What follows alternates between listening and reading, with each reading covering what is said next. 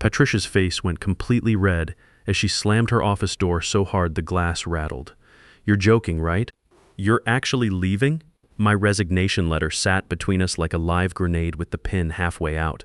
I didn't blink. I didn't raise my voice. I just folded my hands and said, "Best of luck with everything." She stared at me like I'd just confessed to burning down the server room.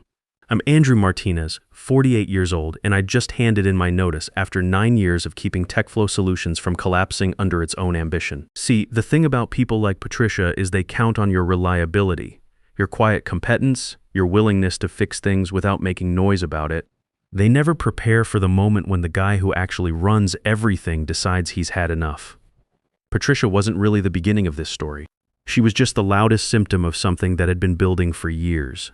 When I joined TechFlow back in 2015, I didn't come in making big promises or talking about disrupting anything. While other department heads were busy posting LinkedIn articles about synergy and innovation, I was the one actually building the systems that kept the lights on. When our European compliance integration went completely sideways in Q2, it was me who reverse engineered the broken system connections and pushed a fix at 3 a.m. with zero fanfare. When the CFO demanded we pivot to cloud-native architecture to impress the board, I mapped the entire migration path and managed our legacy dependencies without a single minute of downtime. They started calling me the backbone because nothing moved in that company unless I'd touched it first. And honestly, I didn't mind at first. I liked the satisfaction of building things that lasted. I liked knowing I could handle chaos without needing a megaphone or a fancy title. But you do that long enough and something changes. The same people who used to say, "You saved our necks," start saying you're just operations. The ones who used to pull you into emergency meetings start sending your calendar invites to junior staff for coverage. Patricia wasn't always like that. Back when she was just VP, she'd stop by my desk and say things like, "I honestly don't know how you keep it all running, but thank God you do."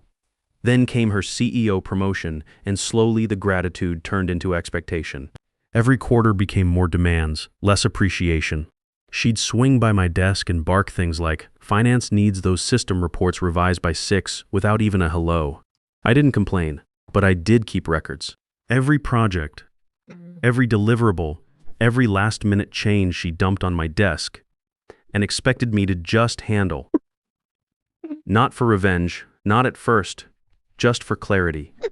Because I'd watched too many guys like me get swallowed up by their own competence. No title bumps, no real recognition. Just thanks, you're a lifesaver until the next crisis. I kept a folder on my desktop with timestamps, email chains, screenshots of project handoffs with her approval signatures. Here's the thing, when you've been doing this for 9 years, you learn that memory fades but documentation doesn't. And when the big one hit, the 12.4 million system migration that nobody else wanted to touch, I took it on. They said it was career suicide. 3 platforms, 2 time zones, and a hostile client with their own IT team, breathing down our necks. I said yes without hesitation. 6 months later, I handed Patricia the final report. On time, under budget, 0 critical issues. Her handshake was weak, and she wouldn't look me in the eye. "You've done more than anyone could have asked," she muttered. "Promotion's in the works, just be patient." I nodded. By then, I already knew better because I'd finally learned the unwritten rule of corporate life. If they think you'll stay no matter what, they'll give you exactly that, nothing. But here's what really got me. I didn't even hear about the promotion from Patricia. I heard it from Lisa in HR, who cornered me by the coffee machine one Tuesday morning with this careful smile. "Congrats on your new boss, I guess." "New boss?" She tilted her head. "Oh, Patricia didn't tell you? They just announced Brandon Wilson as the new CTO. Thought you'd be in the loop." I opened my laptop right there in the break room. The company announcement was pinned at the top of our communications channel. Excited to welcome Brandon Wilson as our new Chief Technology Officer. Brandon? 6 months ago, he was a McKinsey consultant with a PowerPoint deck and a habit of explaining my own systems back to me. Brandon, who called our cloud infrastructure the computer stuff in budget meetings and thought Agile was a management philosophy. Brandon, who played golf with Patricia's husband every weekend and once told me in a planning session, "Let's not get too technical here. You've got this handled," right before leaving early for his kid's soccer game. My hands stayed steady. I just closed the laptop and walked back to my desk. HR sent the official email that afternoon. I read it 3 times. No mention of the migration project. No acknowledgement of the infrastructure I'd built from scratch. Just Brandon brings fresh perspectives to our technology strategy. Please join us in welcoming him to this leadership role. Patricia didn't even call, but 2 days later, she showed up at my desk with a Starbucks cup and this fake grin. "Hey, don't take this personally," she said, pushing the coffee toward me. "This isn't about you. It's about optics. Brandon's got that external consulting experience. Makes the board comfortable." I stared at the cup. "Did the board see the migration numbers?" She waved her hand. Sure. But this decision was already moving. These things happen fast in corporate. Then came the line I'll never forget: "You're essential regardless of title. Promotions don't define impact." That's when I knew she'd never intended to follow through. I went home that night and pulled up my employment contract. I keep everything, especially the fine print. There it was in Appendix C, Section 4. Successful delivery of Tier 1 projects under budget and within scope triggers automatic review for advancement within 2 evaluation cycles. It was right there in black and white with Patricia's signature and a timestamp. I searched my email for promotion. 3 hits. The first from 7 months ago. "We'll revisit this after the migration wraps. You're the obvious choice." The second from 4 months back. "We're aligned on your trajectory, just waiting on budget approval." And the last one, "Finish strong and this position is yours." I looked at my delivery report. Under budget by $440,000. Client satisfaction score, 98%. Average resolution time for integration issues, under 2.5 hours. Every metric exceeded, every deadline met. I thought I'd feel angry, but it was worse than that. I felt stupid, because deep down, I'd believed her. I'd believed that results would speak louder than golf course connections. That performance would matter more than having the right last name or the right MBA. I'd played the long game. Stayed late, covered gaps, mentored new hires, shielded teams from Patricia's knee-jerk decisions, and when it mattered, when it really counted, I was just passed over. No explanation, no conversation, just a pat on the head and someone else's name on the org chart. I didn't lose it. I didn't throw anything. I opened a new folder on my desktop labeled Brandon Wilson Transition and another one labeled Patricia Contract Review. If they weren't going to keep their promises, I was going to keep my documentation. Every timestamp, every deliverable, every clause. Because the one thing Patricia didn't realize was that when you keep records for 9 years, you don't need a title to make an impact. You just need the right moment. That Sunday night, I couldn't sleep, but not because I was second-guessing anything. I was going through my checklist one final time. Backup logs, compliance exports, key screenshots with Patricia's initials on change orders. She'd begged me not to run through procurement. Everything was organized, quiet, and bulletproof. My resignation wasn't some dramatic manifesto, just clean lines and bullet points, effective immediately. Vacation days to be paid out per policy. Thank you for the opportunities. Wishing TechFlow continued success. No emotion, just facts, like everything I'd ever delivered for them. By 8:05 Monday morning, I was standing in Patricia's doorway while she stirred artificial sweetener into her coffee like it had personally offended her. I handed her the envelope. "Appreciate the 9 years," I said simply. "Wishing you the best going forward." She squinted. "What's this?" I didn't elaborate. I just stood there while she opened it and read. First she looked confused. Then something shifted behind her eyes, panic.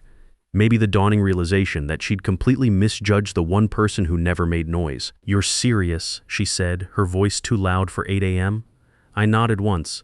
"I've documented all project handoffs. System dependencies are mapped. You'll find everything linked in the shared drive." She stood up like that was supposed to intimidate me. "Hold on. This isn't how we handle things. We haven't even discussed your future here." "You're right," I said. "We haven't?" I turned toward the door. Halfway out, I heard her scrambling papers rustling, drawers slamming, the unmistakable sound of someone reaching for a phone they never expected to need. She didn't call my name. She called someone else's. That told me everything. I walked past Lisa from HR on my way out. She opened her mouth, then closed it. Smart woman. By the time I reached my desk, Michelle from my team was hovering near my chair. "Are you okay?" she whispered, like I'd been hit by a truck instead of choosing to step out of its path. I just smiled and started shutting down my workstation. "It's not like they didn't see this coming," I said quietly. "They just didn't think I'd actually do it." I packed slowly, no rush, let them feel the silence. Around 10:15, a meeting invite hit my phone. Resignation follow-up, urgent. I declined without opening it and logged out of everything. By 10:45, I was in my car and Patricia had left 6 missed calls. Funny how she used to let my emails sit unread for days, but suddenly she couldn't get through a Monday morning without me. I pulled out of the parking lot without looking back, because people like Patricia only notice absence when it costs them something. They never realize the damage they've done until the person holding everything together finally puts it down. By the time I got home, my phone was lighting up like Christmas.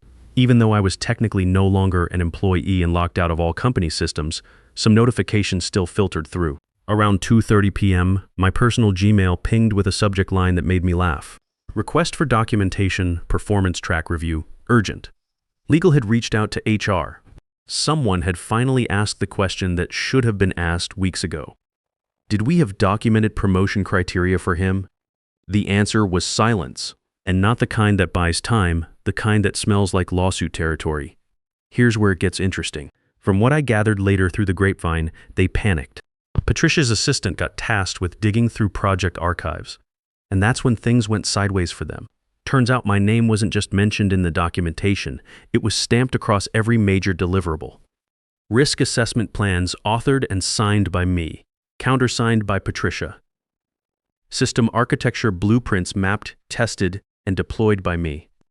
Vendor contracts, client escalation procedures, rollback protocols, all me. Every final report from the 12.4 migration bore my digital signature, my account ID, and in several cases, congratulatory emails from executives that now looked like smoking guns. Worse, someone in compliance had quietly attached my resignation to the monthly review queue.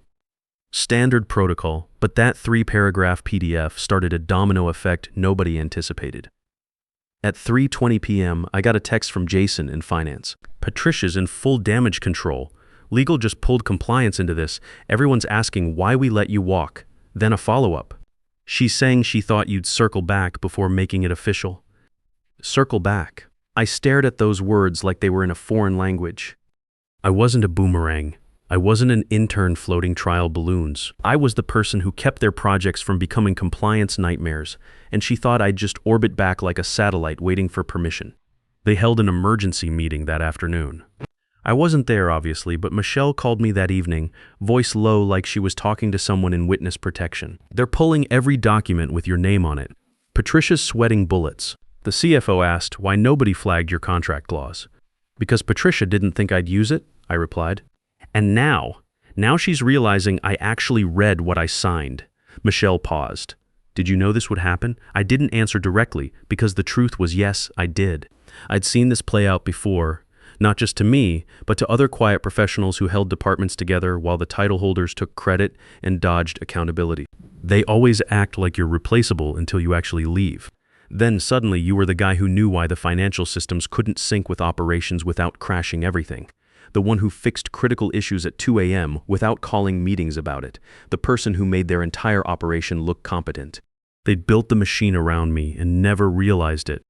Now they were pulling at every wire, trying to understand why the lights had gone out, and all they were finding were digital records. Email chains with Patricia's "Can you just handle this?" Notes, and tucked away in my 2019 retention folder was a clause they'd forgotten about. But I hadn't, because I never built anything that depended on trust alone. By Tuesday morning, they'd shifted from silence to spin. HR sent a carefully worded email. There appears to be some ambiguity around whether your recent project completion meets formal advancement criteria. Ambiguity. That's corporate speak, for we're hoping you don't remember your own work as well as we remember screwing you over. But I did remember. The milestone tracker I'd maintained for 14 months wasn't some afterthought, it was a fortress.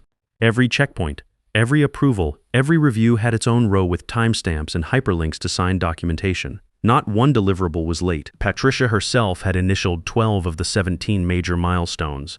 I had screenshots of her typing "good to go" at 11:15 p.m. on a Saturday during our launch window.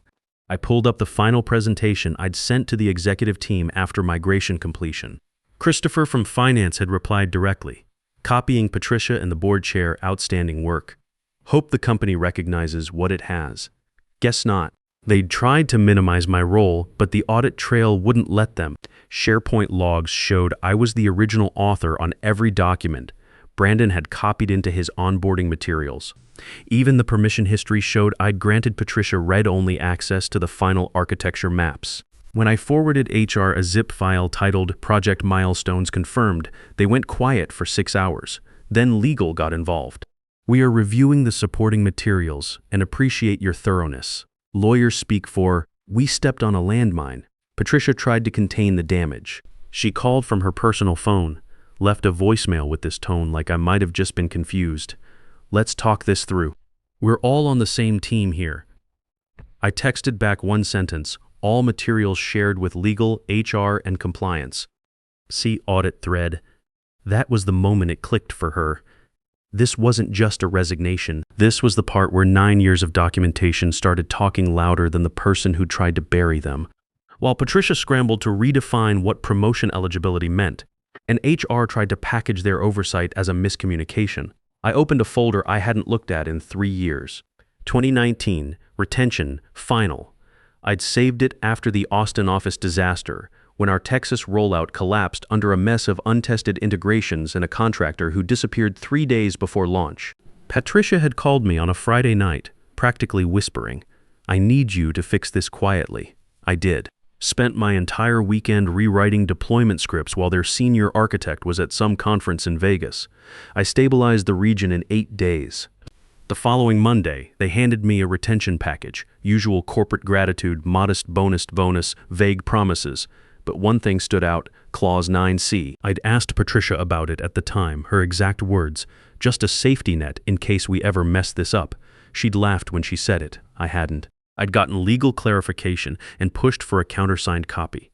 There it was, buried on page 3. In lieu of promised advancement, employee may elect voluntary departure and receive all compensation as though promoted and involuntarily terminated, including full annual bonus acceleration, 2-year stock vesting extension, and benefits continuation at promoted tier rate for minimum 12 months. Patricia's signature sat right below it, clear as day, probably signed when she was high on adrenaline from not losing her job over the Austin mess. And there was the timestamp, HR approval, legal sign-off, all sitting in my records. They hadn't just overlooked my promotion, they'd activated my parachute. I wrote the email the same way I'd written system documentation for 9 years, precise, thorough, unshakable. Subject, clause execution, Andrew Martinez body. Per Clause 9C in my 2019 retention agreement, signed by Patricia Johnson and processed by HR on October 15, 2019, I am formally invoking promotional separation benefits as outlined. Attached, signed retention clause, completed project documentation, executive acknowledgments, message exports. Per clause terms, I'm entitled to full bonus acceleration at CTO rate, 2-year RSU continuation, 12 months continued benefits at promoted tier value. Appreciate timely processing. Best regards, Andrew Martinez. I sat there for maybe 30 seconds after hitting send, watching the cursor blink. It didn't flinch. Less than an hour later, the read receipts started pinging. Legal first, then HR, then minus, interestingly, Patricia herself. The same woman who once told me, you don't need to worry about contract details. That's just legal boilerplate. Turned out it wasn't boilerplate. It was leverage. And it was binding. 2 hours and 17 minutes later, legal replied, we acknowledge validity of your claim under Clause 9C. Your eligibility for promotional separation benefits is confirmed. Processing underway. HR will contact regarding final disbursement. Translation. We stepped on our own landmine and you just handed us the detonation manual. They didn't even try to negotiate. No phone calls. No, let's work this out. Because they knew the moment they saw the clause, this wasn't emotion. It wasn't revenge. It was calculated invocation of a contract they'd written, signed, and filed away, thinking I'd never bother reading it. I read it twice. Patricia didn't respond directly, but Jason forwarded me a Slack message she'd accidentally posted in the wrong channel. He actually kept that clause. Why the hell did I sign that thing? The reply, because he saved your job in 19, you just forgot. I leaned back in my chair and closed the thread. I wasn't angry anymore. I wasn't even satisfied. I was just done. They'd tried to play a loyalty game with someone who'd built the system that tracked everything, and all it took to win was showing them their own words. Dated, stamped, and enforceable. That was the moment I stopped being the guy who fixed things and became the guy who proved documentation beats politics every time. 2 weeks later, Brandon resigned. No announcement, no transition email. Just a quiet line in Friday's org chart update. Position vacant. Interim leadership TBD. Apparently, Brandon hadn't expected actual complexity. He'd thought system integration meant dashboard widgets and a few ticket reviews. He hadn't even known about the legacy dependency framework I'd built. According to someone still inside, he'd walked into the weekly client sync and fumbled for 10 minutes, trying to explain why the finance module wasn't syncing properly. The client asked a simple question: which background system handles backup failures during switchover? Brandon just blinked. I know, because I wrote that system at 2:30 a.m. one night in March when their European partner corrupted our fallback process with a bad update. When systems broke, Patricia had nobody left to call. That Monday, I got an email from TechFlow's external relations coordinator, a title they'd apparently just invented. We're exploring short-term consulting options to assist with operational continuity as we restructure project ownership. Your expertise would be invaluable. Would you be open to discussing scope and availability? I rate it once, then twice. Then I forwarded it to my personal archive and deleted the original. No response, no negotiation, because I wasn't going back. Instead, I took a different call, this one from the CFO of the client I'd migrated so successfully. We'd love you on our advisory board. Not full-time, just quarterly strategic input. Remote work, very well compensated. I accepted. By Thursday, I had system access and a seat at their next planning meeting, this time on the side that cuts the checks. TechFlow's name was on the agenda right below Vendor Reliability Review. The next quarterly meeting was virtual. I joined from my home office with coffee and my camera off. Patricia never showed. They sent some junior PM to read a status update that was clearly written 5 minutes before the call. Nobody asked follow-ups. The seat Patricia used to occupy, where she'd say things like, "Our team has complete control," was now just an empty digital placeholder. It was perfect, really. They hadn't just lost a manager. They'd lost their translator. The guy who turned chaos into deliverables, who untangled executive spin from actual metrics, who made Patricia look like she understood technology when all she really understood was delegation and networking. Now, there was nobody to buffer her from reality.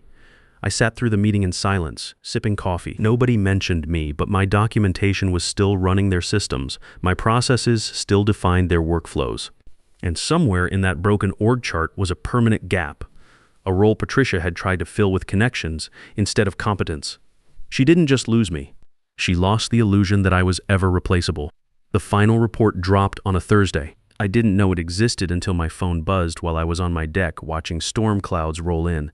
Jason sent me a screenshot with no message, just, "Thought you'd want to see this. Internal audit summary, Q4 operational review, marked confidential, but someone had leaked it." On page 9, under operational disruptions, key personnel departure triggered clause-based equity acceleration.